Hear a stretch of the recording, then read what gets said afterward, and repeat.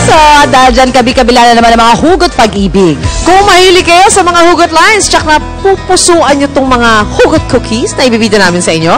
Kasama natin si Agnes Ramos, pastry chef ng Pressed by Fully Booked. Good morning, Agnes! Hi, Agnes! At kasama rin si Arwin na siya yung nagde-demo sa atin. Yung siya ng border. Okay, so first of all, bakit yung naisipan gumawa ng hugot cookies? So, for Valentine's kasi, like, not everyone is in a relationship. True!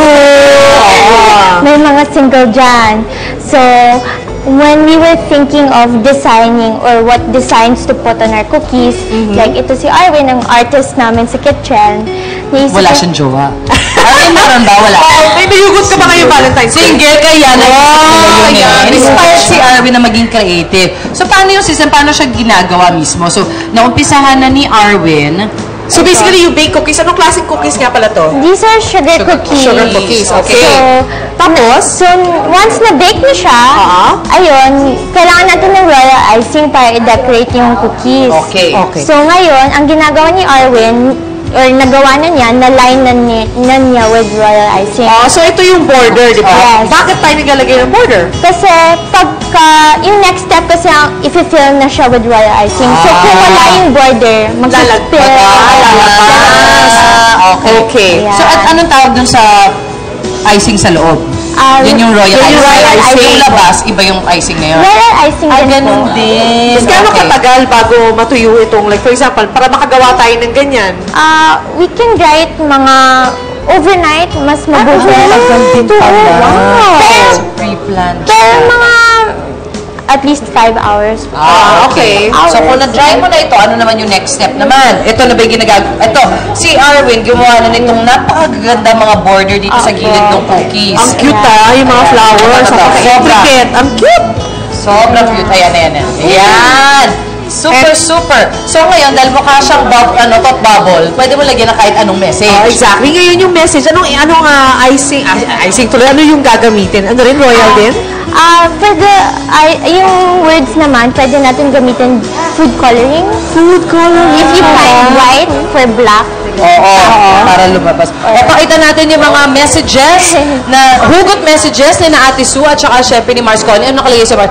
I love this job! Very good! Very true, very positive. Bonus! Iba yung hugot ng mga kasama natin dito, hindi pang pag-ibig, ha? Pang ano. Pero, sino nga pala nag-isip yung ilalagay na hugot doon sa mga cookies? Kami lang mismo.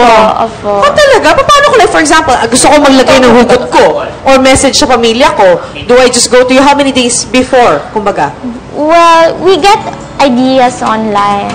Since marami nandiyan hashtag hugot. Totoo naman. Ayun yung iba mga hugot. Ayan, save na sa akin yung toss coin tayo pag head sa akin kapag test. Sa'yo na ako! It's a win-win situation, Mars. Type ko rin yung bihag mo, ha? Bihag mo ang puso ko. Pizza ka ba? Kasi cross kita! Ayan. So, some of those things are parang available na siya pagpunta pa lang dun sa iyo. Tapos pwede ka rin magpagawa. Yes. Pero kung magpagawa, ilang araw ang lead time mo? At least 3 days po. 3 days prior, kung gusto mong paggawa ng ilang mga ganyan, mga messages, pwede kayong order 3 days ahead. Ayan, ha? Para yung sa mga gusto mong paggawa, you know what to do. Online, do they call you? When you can drop by the store or we have naman a number that you can call.